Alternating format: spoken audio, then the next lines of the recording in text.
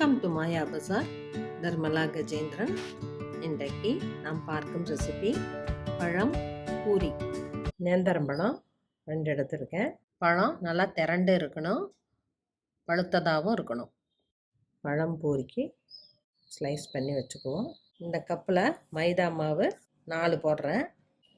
பச்சரிசி மாவு 1/2 கப். இட்லிக்கு அரைச்சி வச்ச மாவில் 1 கப். இது போட்டால் சாஃப்டாக இருக்கும். நமக்கு சோடாலாம் போட வேண்டிய அவசியம் இல்லை.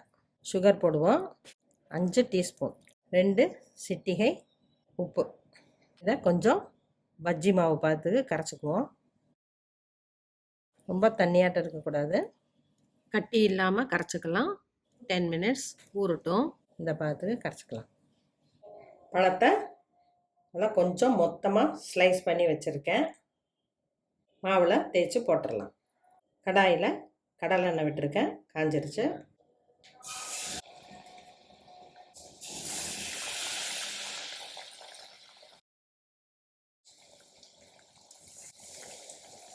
இப்போ திருப்பி போடுவோம். பொன்னிறமான விட்டு எடுத்துருவோம்.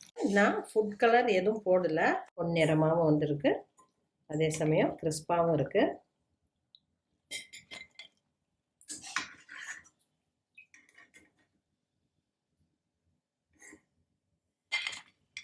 பழம் பூரி ரெடி ஆயிருச்சு. இந்த பூரி இனிப்பு சுவையாக இருக்கிறதுனால எல்லாருக்கும் பிடிக்கும். ஈவினிங் ஸ்நாக்காக செஞ்சு கொடுக்கலாம். குழந்தைங்க ஆர்வமாக சாப்பிடுவாங்க, பெரியவங்களும் விரும்பி சாப்பிடுவாங்க. செஞ்சு பாருங்கள், சாப்பிட்டு பாருங்கள். பிடிச்சிருந்தா சப்ஸ்கிரைப் பண்ணுங்கள், ஷேர் பண்ணுங்கள்.